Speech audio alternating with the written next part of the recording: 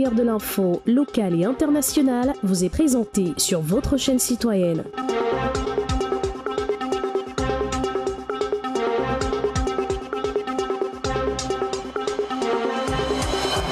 Visio TV, l'information parle pour vous. La fête de Noël, c'est dans quelques jours. En rapport avec la fièvre des festivités, la mairie de Douala 5e, en rapport avec l'association d'assistance et d'intégration des enfants défavorisés, a célébré sur son esplanade, ce 18 décembre 2013, l'arbre de Noël. Je remercie cette ONG qui est venue à notre mairie pour donner l'arbre de Noël aujourd'hui aux enfants déshérités, aux félins, manteaux, etc. Je suis très contente qu'elle ait choisi notre mairie et je l'ai promis que cette collaboration pourra aller plus loin. Une occasion qui a permis à près de 150 enfants malades, ceux issus des orphelinats et familles démunies, de recevoir les cadeaux. Je suis contente pour la cérémonie qui a été organisée à Douala 5e. Je voudrais dire merci à Madame Foni. Dans son discours de circonstance, le chef de l'exécutif de Douala 5e a tenu à siffler la fin de la récréation pour des agents véreux, experts dans la distraction des deniers publics. Chacun doit faire attention. Les mesures sont prises. Nous avons scindé l'arrondissement à 5 zones. Chaque maire contrôle les zones. Il est question qu'on ratisse l'âge, que la discipline règne, et que les fonds vont à la caisse et de la caisse à la banque. Et que nous devions savoir ce qui rentre et faire un programme de ce qui sort. En signe de remerciement, les enfants ont esquissé quelques pas de danse accompagnés de ceux exécutés par Papa Noël de circonstance. Comme chaque année, la célébration de la fête de Noël met au devant de la scène les tout-petits, d'où la cérémonie de l'arbre de Noël dans la plupart de nos écoles maternelles. Occasion donnée ce jour où de nombreux enfants de blanc vêtus ont festoyé tous ensemble dans l'unanimité. L'ambiance était au rendez-vous, les enfants se sont bien amusés. On est fiers de voir qu'en 3 mois, nos enfants ont réussi à mettre en place des fêtes d'une aussi grande ampleur en fait. Les parents ont répondu, n'est-ce pas, présents à cette cérémonie. Vous-même, vous avez vu l'ampleur, la dimension de la fête. Les bouts de chou ont pu montrer leur savoir-faire à travers des sketchs, poésie, ballets d'ensemble et même défilés de mode. Occasion offerte également aux différents encadreurs de souhaiter leurs vœux les meilleurs à tout leur personnel. C'est pour moi le lieu de souhaiter, n'est-ce pas, une bonne fête aux parents du groupe scolaire bilingue Le Marseillais, aux enseignants, à tous les élèves et à tous ceux qui de près ou de loin pensent à la réussite du groupe scolaire bilingue Le Marseillais. Adresser mes vœux les meilleurs à tout le personnel du groupe scolaire bilingue Le Marseillais, à tout le personnel du groupe SIMO, à ma famille sur place à Douala et dans le MBAM et Kim.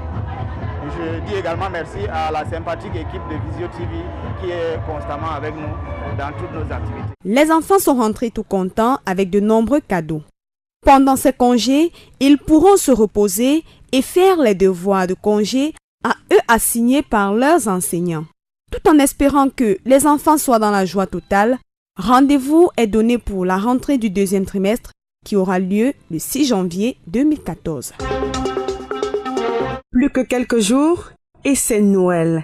Fête chrétienne qui commémore la naissance du petit Jésus, né un 25 décembre à Bethléem dans une crèche. Ce moment crucial dans la vie spirituelle d'un homme se prépare activement dans les églises. C'est-à-dire nous avons Noël pour les malades. Nous allons réunir les malades, les confesser et les préparer les dons. Pour qu'ils puissent fêter Dieu et se rappellent qui est Dieu. Dieu est celui qui est venu soigner les malades.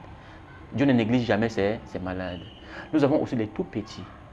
Donc le 21 décembre, les tout petits vont fêter Noël ici. Se rappeler de qui est Jésus-Christ. Se rappeler de Papa Noël qui fait des dons gratuits. Pour que, disons, ou eux aussi, disons, à leur tour, ils puissent aussi faire des dons gratuits. Noël, c'est ce temps, disons, de rappel de tous. Et aussi, nous avons Noël pour certaines personnes qui sont abandonnées. Nous avons Noël pour les orphelins, les prisonniers. Tout ça est organisé pour que nous puissions toucher, disons, toute la... À cet effet, Plein d'activités y sont organisées. À l'archidiocèse de Bonamoussadi, c'est l'occasion pour les chrétiens de redécouvrir les grandes valeurs humaines, notamment la charité, l'amour du prochain. C'est aussi un moyen de se réunir autour des malades, des orphelins, des hérités et de manifester sa reconnaissance au Seigneur. Je dis merci au Seigneur pour tout. Merci. Vraiment merci. J'ai perdu mon papa le 3 septembre et le 3 juillet. Les tout-petits ne sont pas laissés pour compte. Une soirée leur est offerte le 24 décembre au sein de la paroisse, grand moment pour eux de témoigner leur amour au prochain. Le Père Ignatius appelle donc les chrétiens en cette période à la réconciliation et au pardon. Contrôle routier. Les policiers et les gendarmes sont de nouveau perceptibles sur l'ensemble des routes de Douala.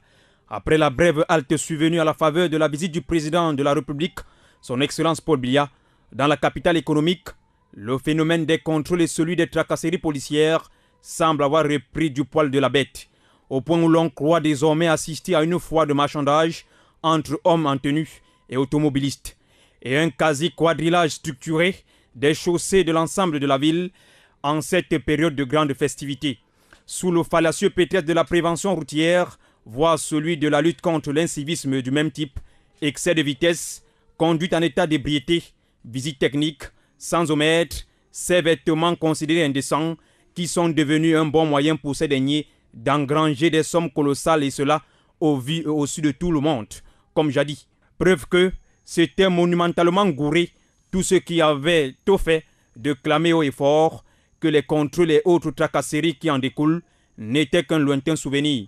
Certains automobilistes interrogés sous anonymat indiquent que même lorsque vous êtes complet, le rançonnement ne manque pas. Aussi, nous dit-on, le retour des mange-mille sur les routes devrait logiquement prêter le flanc d'inextricables réseaux de corruption et de monnayage au profit de ces derniers. À l'heure où l'on parle d'assainissement des mœurs publiques et de la lutte contre la corruption, les billes de la Commission nationale anticorruption CONAC ne devraient-ils pas s'intéresser à cette forme de corruption qui ternit l'image de notre pays? Lancé dans une vaste opération de construction de grands chantiers, dans le but d'améliorer le quotidien de sa population à travers les grands chantiers et les projets structurants, le Cameroun plus qu'hier met à la disposition de ces derniers des facilités d'insertion professionnelle assises sur le DSCE, entendez, le document de stratégie pour la croissance et l'emploi. Malgré tout cela, l'on observe la montée fulgurante du secteur informel. Ces vendeurs ambulants, semi-sédentaires ou tout simplement à la sauvette, sont devenus malheureusement incontournables dans notre paysage économique au regard de leur contribution dans les assiettes fiscales et municipales de leurs différents arrondissements. Sur le plan social, ces adeptes du désordre urbain selon la communauté urbaine réussissent tant bien que mal à apporter un soutien conséquent à leurs proches. Grâce à ce métier, j'ai réussi quand même à payer mon loyer, à m'occuper de mes enfants et de ma famille en général, et quelquefois de venir en aide à mes petits frères. Au chapelet des difficultés, ils ne tarissent pas d'énumération. Même s'ils reconnaissent leur activité à marge de la réglementation, occasion pour eux justement d'interpeller les pouvoirs publics. En saison pluvieuse, nous souffrons de pluie et en saison sèche, c'est de canicule. Sur la promesse que le chef de l'État a fait aux jeunes lors de la fête de la jeunesse dernière, il devait rendre formel. C'est un métier informel, donc nous comptons sur la bonne volonté du chef de l'État et des pouvoirs publics en général. Ceci étant, il importe alors de repenser la politique des travailleurs à la petite semelle, car bien qu'aux antipodes de la norme, leur contribution dans notre économie n'est pas totalement négligeable. À la suite des poursuites judiciaires coiffées par l'opération Épervier en 2012 à son encontre, Yves-Michel Foto, dans une lettre ouverte au personnel de la Commercial Bank of Cameroon, saisit par le biais de ses avocats français le 13 décembre dernier le ministre des Finances Alamine Ousmane Mey. Cette lettre est une mise en garde de l'État via la CBC après la décision d'expulser les actionnaires historiques du consortium. En effet, au lendemain de l'expulsion de Foto Group Holding le 9 décembre dernier, Yves-Michel Foto réclame à la CBC des dommages et intérêts élevés à 100 milliards de francs CFA conformément au droit international. Aux prises avec Essimi Meigné, ex-ministre des Finances, et Luther Njanganjo, administrateur provisoire de la CBC, le Fotso Group Holding dénonce une cabale de la part de la CBC ayant abouti à l'éviction des actionnaires historiques. En revisitant le passé de Yves Michel Fotso, le Cameroun serait en voie de perdre une énorme somme d'argent dans la mesure où, en 2012, après une plainte semblable à l'encontre de la Guinée équatoriale, Yves Michel Fotso avait dépossédé cette dernière de 32 milliards de francs CFA après le refus de coopération de son Excellence Obiang-Nguema, président équato-guinéen. En proie à l'incarcération, Yves Michel Fotso joue bien le jeu de représailles qui le confronte à l'État camerounais. Après avoir répondu de ces accusations, il passe également à l'offensive. Yves Michel Fotso n'a donc pas fini de faire parler de lui. Affaire à suivre. Si le détour de Pretoria pour honorer auprès de ses pairs, soit environ 100 chefs d'État et de gouvernement et d'autres hauts dignitaires de la planète, la mémoire de Nelson Mandela n'a pas semblé utile à Paul Biya, le calendrier national du chef de l'État semble plutôt chargé et on dort de moins en moins au cabinet civil de la présidence. Dans l'agenda du président reste pendue la Coupe du Cameroun de football, mais aussi les cinquantenaires de la réunification attendue à Buea, sur lequel Paul Biya avait prêté serment de leur entrée en 2013. Et pour ne rien arranger, Paul Biya a mis sur pied le fameux conseil de discipline chargé de toiletter le RDPC de tous les orgies dont on a constaté. C'était à l'occasion des couplets de septembre. Et ils ne sont pas dans l'erreur, ceux des Camerounais qui attendent le remaniement ministériel. Entre tout cela, l'homme du 6 avril a trouvé tout de même une passerelle pour aller voir le professeur, c'était à Paris, à l'occasion du sommet sur la sécurité, tourné en sommet sur la Séléka.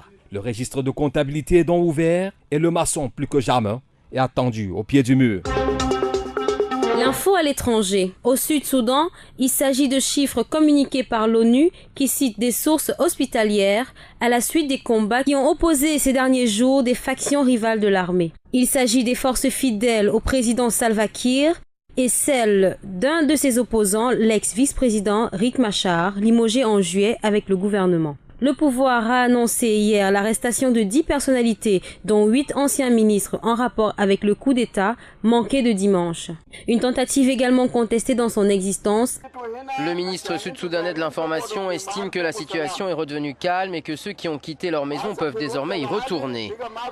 Ces combats qui ont eu lieu à Djouba, la capitale, ont provoqué aussi le déplacement de 15 000 personnes. Elles ont trouvé refuge auprès des sites des Nations Unies. Ces combats qui ont eu lieu à Djouba, la capitale, ont provoqué le déplacement de 15 000 personnes. Elles ont trouvé refuge auprès des Nations Unies. L'ONU, qui redoute désormais des violences ethniques dans le pays, un peu plus de 2 ans après l'indépendance du Soudan du Sud, après des années de guerre civile avec le Soudan. Au Brésil, l'ex-consultant de la NSA à l'origine de révélations sur l'espionnage de millions de personnes dans le monde avait fait part de son intention dans une lettre ouverte au peuple brésilien. Dans sa missive publiée dans le quotidien Folha de Sao Paulo, l'informaticien propose de participer à l'enquête ouverte par le Sénat brésilien sur la mise sur écoute des communications personnelles de la présidente Dilma Rousseff et d'autres responsables du pays. 2 journalistes, Glenn Greenwald et son compagnon David Miranda, ont été entendus. Ils avaient révélé des informations fournies par Snowden et ils ont réclamé son asile. L'ancien consultant est actuellement réfugié en Russie, qui lui a accordé un asile provisoire valable jusqu'en août, mais Snowden prépare la suite. Il n'a pas demandé directement l'asile au Brésil, mais il explique qu'il a besoin d'un asile politique permanent pour éviter que le gouvernement américain n'interfère dans sa capacité à parler. 2600 personnes auraient signé une pétition en ce sens de l'ONG Avaaz. Dilma Rousseff avait vivement réagi après les révélations de Snowden en condamnant l'espionnage de la NSA lors de l'Assemblée générale de l'ONU et en suspendant sa visite d'État à Washington prévue en octobre. En Russie, cette poignée de main entre les présidents russes et ukrainiens est loin de faire l'unanimité. La Russie, avec cette offre, devient le principal créancier international de l'Ukraine, avec toutes les conséquences qui en découlent, dit cet analyste. Par définition, nous perdons notre souveraineté. L'endettement qui est le nôtre a des conséquences politiques vis-à-vis de notre créancier, en l'occurrence la Russie. Vladimir Poutine a pourtant octroyé une aide précieuse à son voisin Viktor Yanukovych, dont le pays est à la peine économiquement. Moscou accorde l'équivalent de 11 milliards d'euros et baisse dans le même temps le tarif du gaz vendu à Kiev. Vladimir Poutine assure qu'il n'y a aucune contrepartie, mais pour certains observateurs, l'Ukraine se trouve désormais un peu plus sous la coupe du voisin russe. Nous espérons que cela n'a pas été fait en gage des installations stratégiques du pays, car si tel était le cas, cela aurait des conséquences négatives en termes de dépendance vis-à-vis de notre voisin oriental.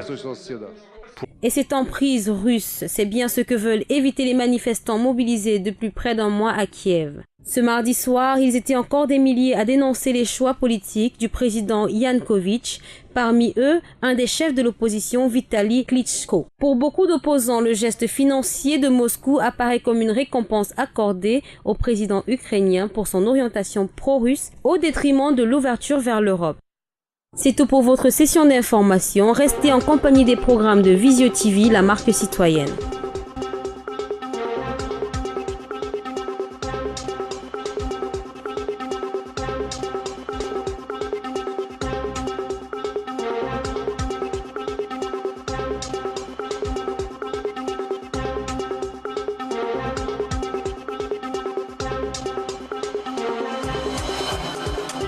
Visio TV, l'information qui parle pour vous.